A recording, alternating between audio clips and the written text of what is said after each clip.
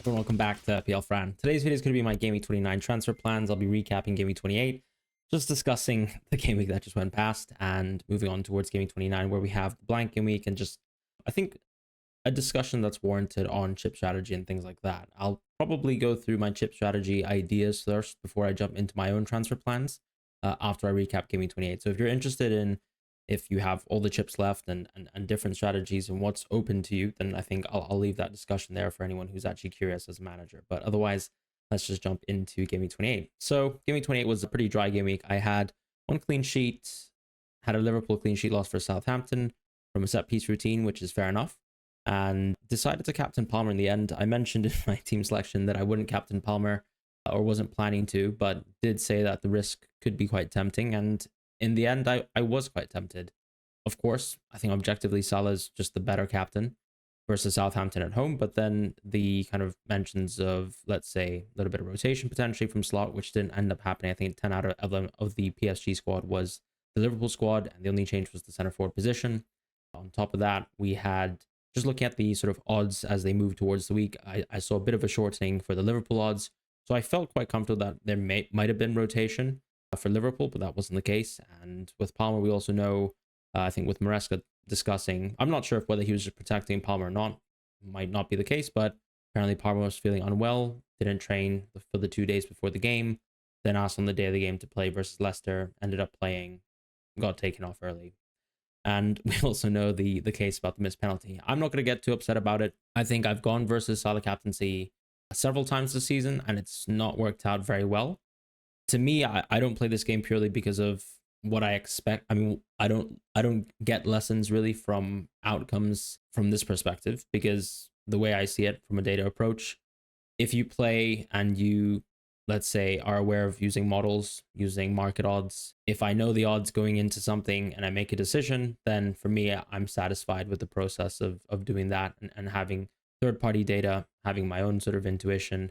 And I think this season I've probably chased captaincy risk more so than usual, but at the same time, I think it's not too different from a lot of the decisions that I make on a weekly basis, like who I bench, whether I'm happy to bench more expensive players, whether I'm happy to captain someone who won't be popularly captained. And this week, once again, it's just not gone poorly, and that's the state of the season. I think I don't really regret the decision. It's something I've done a couple times, and clearly I'll stick by it. And over the course of the next few weeks, we'll probably see myself without Salah within the team as well. So for moving on a 100% Salah to a 0% Salah. So that's kind of unfortunately how the game unfolded. Nice to see that João Pedro's playing 90 minutes. It's really good and encouraging to see that he seems like he's back to his main man status within the team. I talked a lot about the cheat sheet video and just generally speaking with my thoughts on how it seemed like João Pedro was likely to start for this game, but I didn't think that he was nailed on to stay for 90 minutes like he did in the FA Cup. Ultimately, him staying on for 90 minutes, drawing another penalty is really significant. He also created a few chances within the game himself, as well as had some chances open play.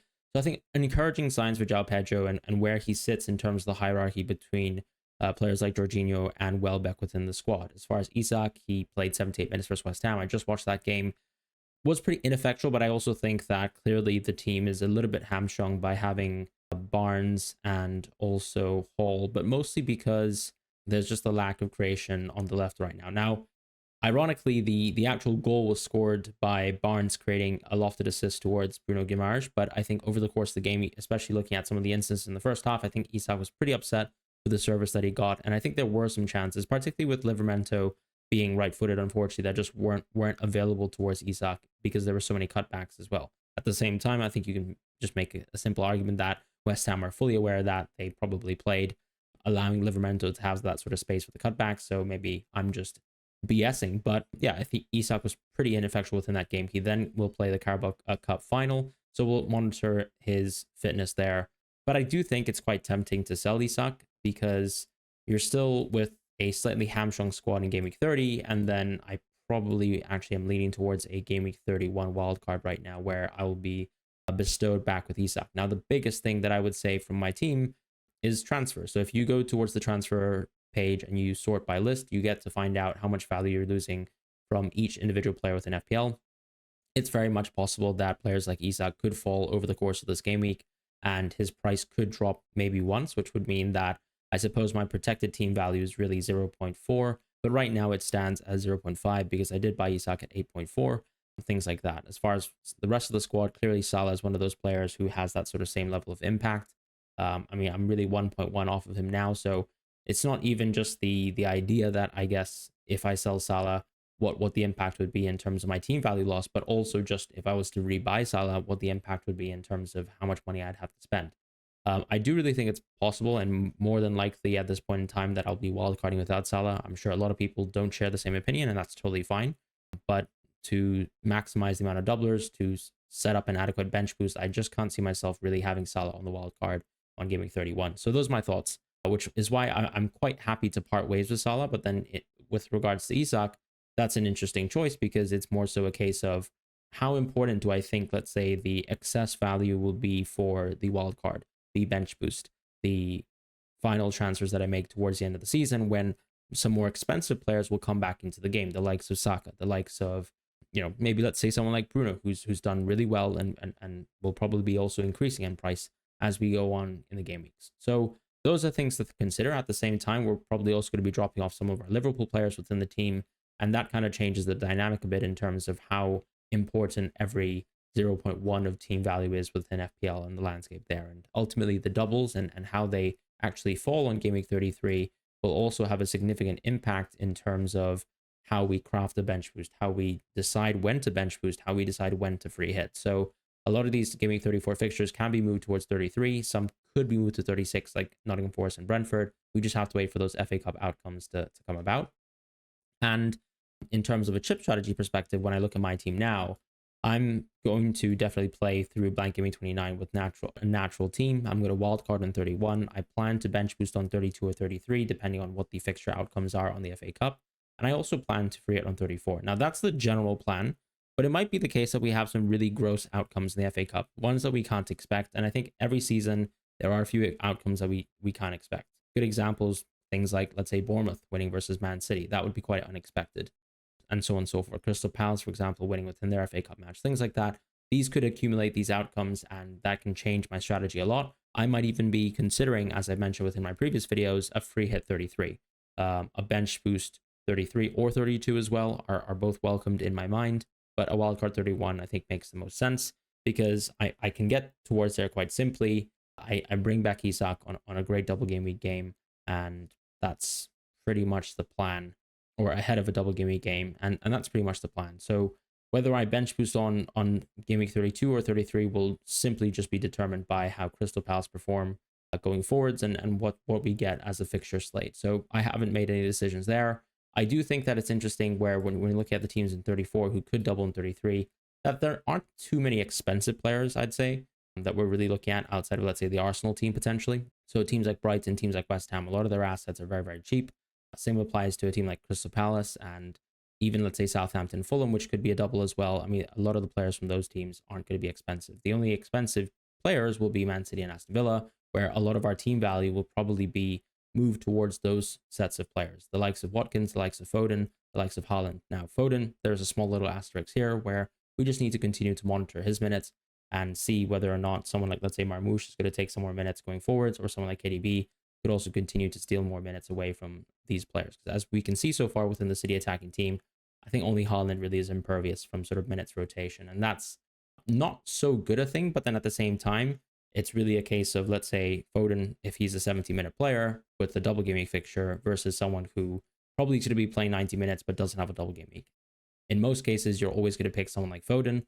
So that's kind of how we're forced to make transfers later down the season. And I think a lot of people will be backing single game week players because the more you back the likes of Salah, the more you back the likes of Trent going forwards, I mean, the less likely you're going to be able to spend on double game week players. And I think that will be quite a big dichotomy as we head towards this patch of the season between, let's say, 33 and 34, and how drastically different teams are when people wildcard on 30, on 31, or 32. So those are my thoughts. As far as Game Week 29, let's just jump into my transfer plans. So I'm back here with the Game Week 29 My Team Pick and Rating tool from Fantasy Football Hub. It's a great tool to actually be able to manage your transfers, also manage how to implement, let's say, chip strategies within your planning, also getting suggestions from players. to kind of smooth out the game weeks throughout with a good game week rating being the sort of objective goal every game week when you go for decisions. And you kind of want these transfers heading towards even your impending wild card to support yourself up until the end of the wild card. I've got a couple of dilemmas this week. I'd like to go through different variations of how I'd like to approach things. I think generally speaking, a lot of people do want to be keeping Salah in their teams. I think I'll be selling Salah regardless, but I think the question of whether I keep Isak is also quite important because of that team value aspect that I mentioned. There might be some cases where I want to maintain team value, but as the game weeks have gone on and as Dango has become a declining asset in my opinion, and João Pedro has actually become a bit more of a shining asset, my plan initially was actually to use João Pedro as a bit of a as the replacement for Haaland. But then now that I see it, I mean, I actually don't really have a great player in Dango in my starting 11 this week. And in fact, João Pedro seems like a really good play versus Man City away, despite the fact that I probably still want to go for Guardiola within my team just because of the Leicester at home game coming out of that. And it'll be still a decent hedge for at least someone who's very attacking, the likes of, Kirkez or Nuri. Guardiola's attacking numbers this season are pretty much peerless when it comes to expected goals outside of Munoz. So that's kind of my thoughts in terms of Guardiola. I'd like to bring him into my team. And I think the most aggressive transfer plan that I have, which does involve me selling all the sort of important players of my team, would be Haaland in. A decision to be made between, let's say, Kluivert and Bruno.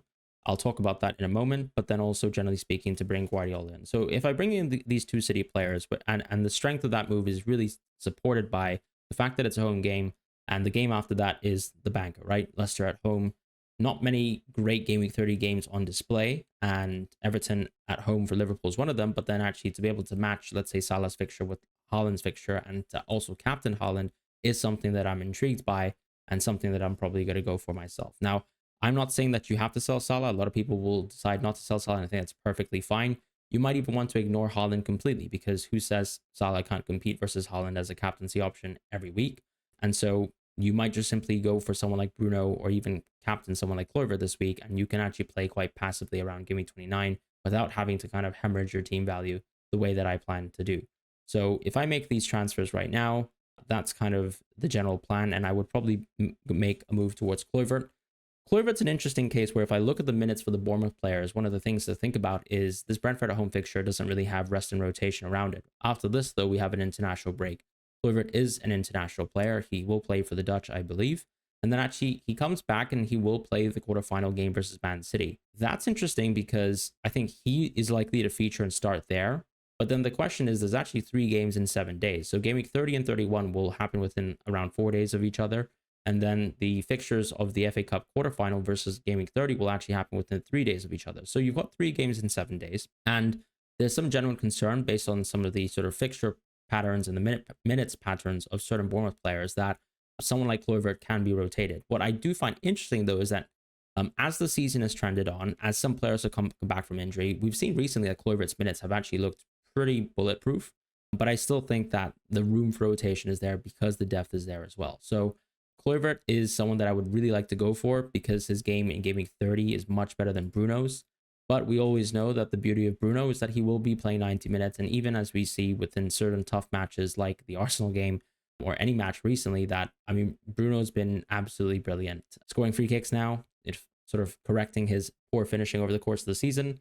And then just generally being in charge of so many set pieces and getting assists as well. Like, for example, the Ipswich game when they were playing 10 versus 11. So that's a bit of Bruno, but I think I'm still liking the idea of Kluivert because I just think there's a mix of Kluivert's been stellar in open play. Man United still look extremely rigid, and ultimately Bruno has very much relied on the set pieces recently, like Arsenal did at the start of the season.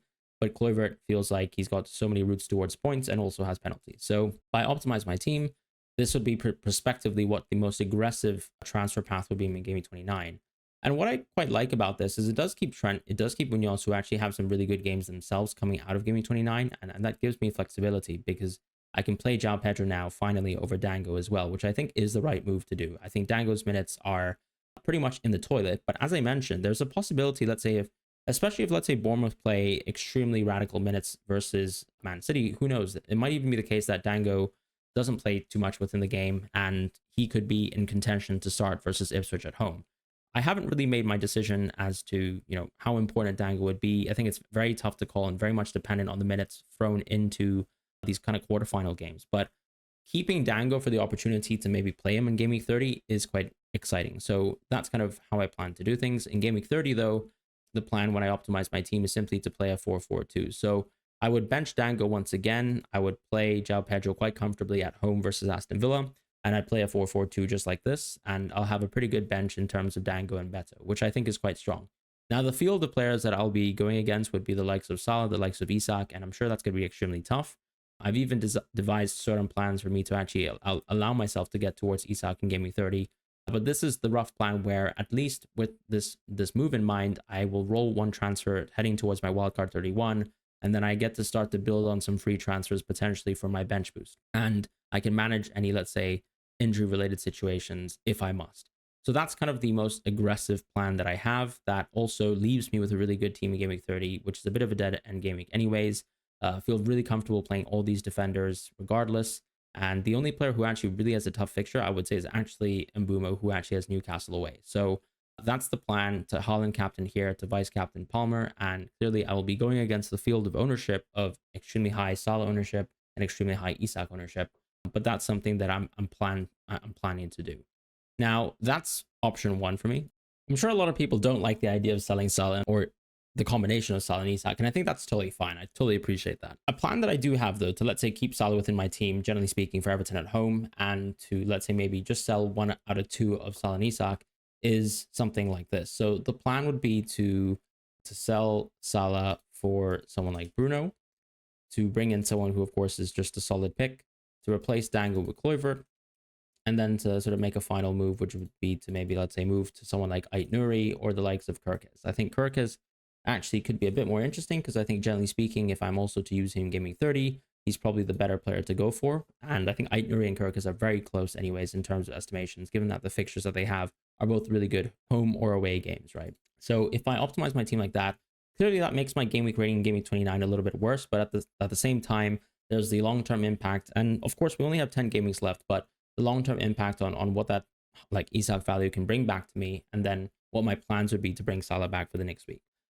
So this would be the team. I would be captaining Bruno most likely in this instance. I disagree with captaining on Palmer generally for this week, at least, I suppose, given the irony of that. But Kluivert, I think, is also a very good contention as a captaincy option. I think maybe even a really good vice captain option. The reason why I think it'd be better to actually sell someone like, let's say, Dango is ultimately I'm bringing someone like Bruno and I've got Kluivert, and I still have really strong depth for Game Week 30. Moving towards Game Week 30, though, if I optimize the team again, clearly it's a weak team, but then I have the opportunity to actually move Mbeumo out towards Salah here, and this would be one way to approach, let's say, maximizing on these sorts of fixtures. I could even do the thing where I just plan to bench, let's say, someone like João Pedro or Bruno to play Kirkes as well versus Ipswich at home, have the flexibility of having a nice little defensive option here. But I'm unsure as to whether I'd probably start them. Maybe I'd actually start Kirkes by default over Munoz, but I think it's a close decision. So that's kind of the plan in terms of Game Week 30, to give me basically the perfect team possible, to give me 3 top options and sort of exclude myself from Haaland, which could actually be quite strong, right? I end up basically having a much stronger Game Week 30 team and have a much weaker Game Week 29 team. And the balance of that is I could probably hurt myself less in terms of rank with not having to sort of compete fully against Salah in Game Week 30 as a captaincy option. But truly, if I have to be honest, I think I do like the idea of just going against Salah at this point in the season. I won't be wildcarding into him, so I think the team value piece there isn't something that I'm really fussed about. The Isak team value piece is something that I find quite interesting. I'll also continue to monitor Isak in terms of how I feel about him and that Newcastle team heading towards Brentford at home. I'll also continue to monitor City as well, because it could just be the case that I think Haaland is so much of a standout captaincy that it does necessitate the kind of aggressive moves that I suggested, but this is an alternative path that I also find quite interesting, and then I just plan to wildcard in Game Week 31. As I've said in the recent videos, I don't really think there's a need to even mention why or what the wildcard of 31 would theoretically look like, because we should really just find out what the FA Cup fixtures are first before we even bother to get there. I just know that the plan is to get towards Game Week 31 as a wildcard, and this might be one of my plans to get there as well. So let me know what your thoughts are in terms of these plans. It clearly does either involve having a slightly worse Game Week 30 or Game Week 29. In this case, of course, Game Week 29 isn't a particularly good looking week for myself here, But Bruno might be a good enough captaincy. Kluivert might be a good enough captaincy, because ultimately I don't think Haaland is a very stellar Game Week 30, Game Week 29 captaincy, but he definitely is a stellar captaincy for me in Game Week 30. And I don't think at the end of the day, Bruno or Kluivert are too far behind. So let me know what your thoughts are in terms of the transfer plans. Let me know what your transfer plans are. Be curious to see what you guys are working up towards the end of the season. What I find quite interesting is for the managers who have kept all their chips left, it's a little bit tougher for strategy, because you do have to plan to use the assistant manager chip probably on the game weeks where I'm, for example, planning to use multiple chips in a row, right? Let's say the wild card, let's say the bench boost, let's say the free hit. If I had the triple captaincy left, I think what I would still do is probably triple captain 32, bench boost 33, free hit 34, and wild card 31. But if you have the assistant managership, that kind of throws things into a bit of a spanner. I think you actually are still forced to wildcard 30, assistant manager 31, free at 34, and then you have to find a natural opportunity to triple captain or bench boost the players within the game that are left. So I think there are a couple options, right? Maybe hoping that there's a double game week 36, which would leave you with the opportunity to triple captain. And then you can find a natural bench boost somewhere around then as well. So those are my thoughts in terms of chip strategy, just to round things off. But I myself will probably be going as aggressive as I can to try and play out the season and achieve the rank that I'd like to have. I'd like to finish within the top 100k. Obviously, a lot of the moves that I've made recently haven't helped me on that journey, but that's that.